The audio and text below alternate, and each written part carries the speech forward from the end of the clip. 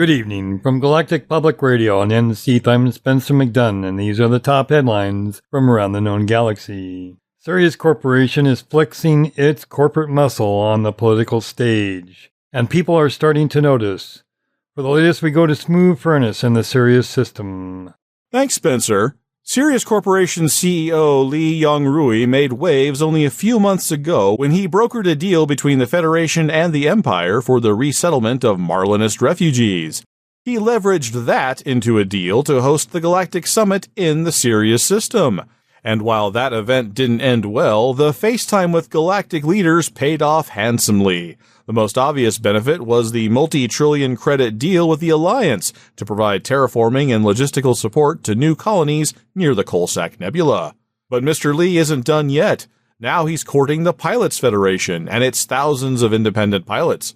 Following the success of the federal program to issue a highly customized kill warrant scanner, Sirius Corporation has made a deal with the Pilots Federation authorized technology brokers to sell a highly customized detailed surface scanner. That is, if those independent pilots can help Sirius corner the market in CMM composites, muon imagers, and synthetic reagents. Mere hours after announcing the deal, shortages in these goods were reported throughout human space. Frantic calls to market regulators, supply chain managers, and manufacturers went unanswered as the onslaught of non-stop buy orders flooded starports.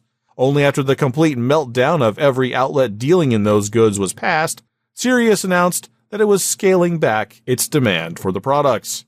President Hudson of the Federation was able to enlist the Pilots Federation to install a new surveillance regime. And now, CEO Lee has been able to harness it to obliterate markets for goods across the bubble.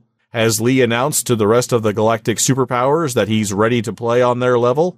Or was it simply too good of an opportunity for his business to pass up? From the Sirius system for Galactic Public Radio, I'm Smooth Furnace. Thanks, Smooth.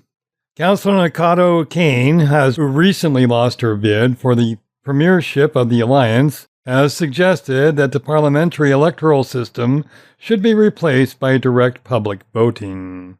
In a floor speech in the Alliance Assembly, Councillor Kaine said, quote, "Only allowing council members to choose the Prime Minister is a flawed system, vulnerable to corruption and outside influence. The people of the Alliance should have direct mandate to determine their leader by casting individual vote." End quote. Commentators were quick to dispose of her proposal, pointing out that it comes at the beginning of an unprecedented second term for Prime Minister Edmund Mahon. Most found it suspicious that someone who just lost the game wants to change the rules.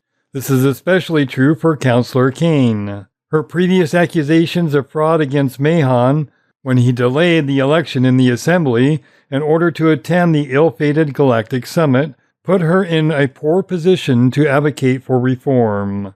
Others rejected the idea on practical grounds, pointing out that not every Alliance planet is a democracy in the first place. Organizing a vote for the superpower's executive authority, while the local mayor is appointed by hereditary noble, might not sit well with all member worlds. Finally, in local news, there has been a sharp downturn in the unemployment rate in the ANSI system. New settlements have been opened on thousands of worlds throughout the bubble, giving local political groups and corporations more opportunities to offer to workers.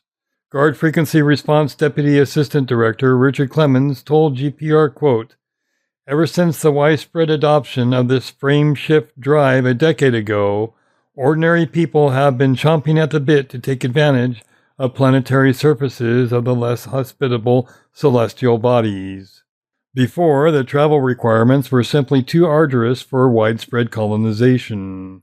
But now independent commanders can visit dozens of planets a day, delivering supplies and ferrying passengers. We have seen dozens of new settlements appear right in our own system, and hundreds more just a jump or two away. Don't wait until all the good spots are taken. Apply now." End quote. Until the next turn of the worlds for Galactic Public Radio, I'm Spencer McDunn. Good night.